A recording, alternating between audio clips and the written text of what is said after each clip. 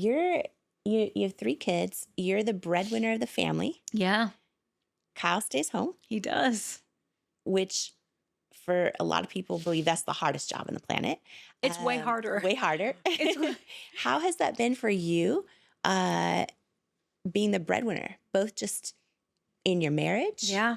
in what we learn, Societal norms. yeah, that some would say are antiquated, but they are still around. How has that been, and how is that? Yeah. Yeah. They're definitely still around. Yeah. I think especially to men. And you know what I think? I think God perfectly designed my husband for me because Kyle had a big valet company that he started and owned when we first started dating. He had 80 employees and he had a big business that he had built. And when he started to see my success, his business, he backed out of his business, started editing my YouTube videos. And he truly, slowly over time, he completely gave up his career to be a background role in mine and then to raise our children so that we could still be very hands-on in raising our children. He is still the one that takes our kids to school every day. He still watches our children, picks our children up, packs their lunches. It's not like I'm working 8 to 9 p.m. Like I'm still around a lot. And like they have both of their parents present in their lives, which is such a blessing. But to be a man and to choose that is a really rare and amazing thing. And I think that makes him even more powerful as a husband and a father and a man. And I think it's so cool to think about our kids talking about one day, in 15 years. Well, my mom worked, building this, whatever it is that they talk about, building this pajama brand or selling these holiday sweatshirts that we used to be in the photo shoots and all this stuff. And my dad stayed home with us. I think that's a really powerful thing for them to see. Cool journey. And we want to believe that we're past this societal norms, but I agree with you, Jamie.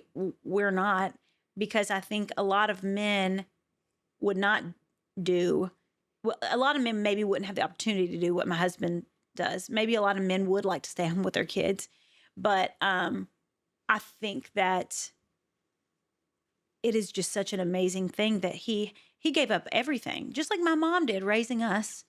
She never had a career. She never had, raising children was her identity, was her career for 20 years of her life or more.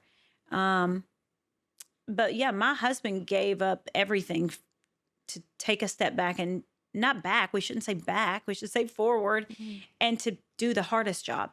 And like I do two jobs. So I do all of this stuff, and I'm also like a part-time stay-at-home parent. Being a stay-at-home parent is 100 times harder than building a company that's doing $10 million or $100 million in revenue. It is harder. It is a harder job. And I'm not just saying that for the pat on the back for the moms and the dads that do it. It is actually harder. And you also don't know, like, yeah, I see the immediate return on my business.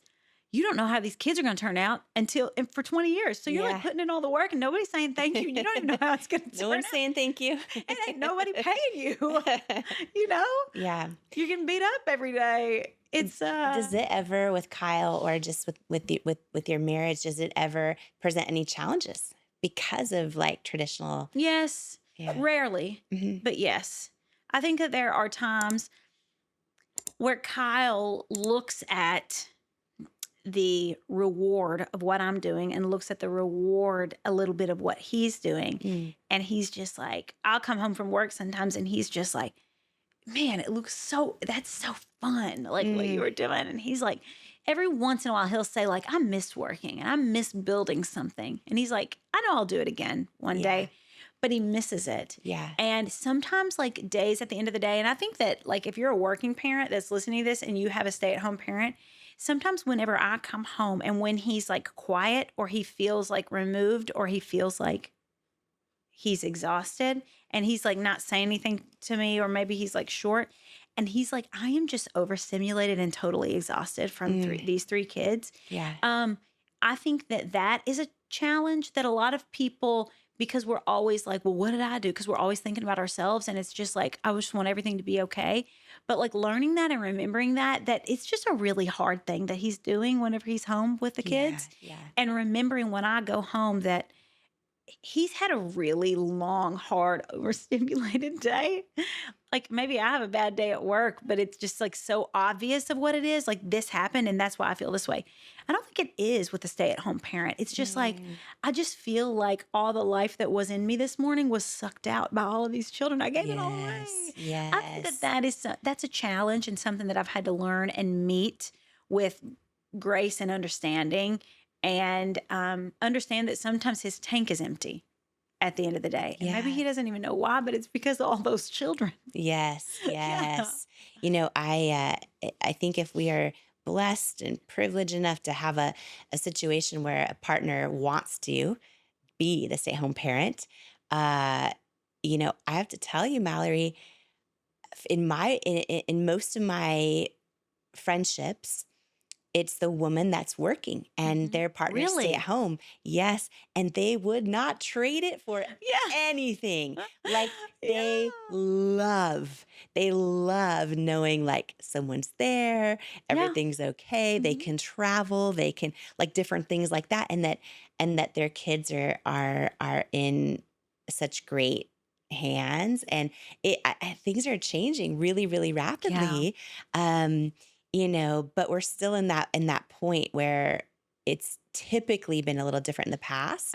But yeah, every woman I know who has who their partners stay at home, they love it. Yeah, they love it. It's the best situation because you're still being raised by a parent, but like I get to go and build and do and be, and I also get to come home and be a present parent and like choose my own schedule. And you said a while ago, but it is a privilege to be able to have a parent to stay at home. And that is something we do not take for granted and we don't think is an automatic thing. And also like, that's so interesting that most of your friends are that dynamic. But I also think you living in California and in LA and it's a different New York world. Also. And in New York, because in Nashville, Tennessee, it is certainly the other way around, I think.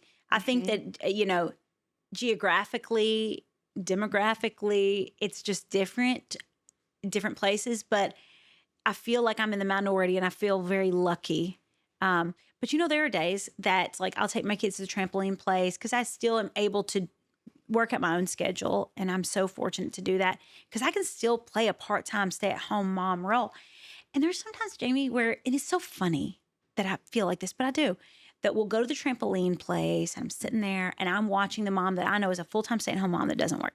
And I watch them like pull the snacks out of the backpack and unzip the things of carrots and pull the juice box out. And I can just tell that that is like her full-time role and that is her. She is so in it.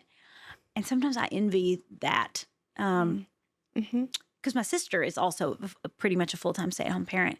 And she's like, man, it's so fun what you're doing. And I'm like, yeah, but like you just go to the park every day. Like that's also fun. Sometimes I'm just like, am I doing it wrong? Like I just question it sometimes. Just like Kyle's like, oh, sometimes I miss. Yeah. Mallory Ervin is a small town girl turned internet and entrepreneurial superstar. She's a best-selling author, an online mega influencer. She's also the founder of Living Fully Co.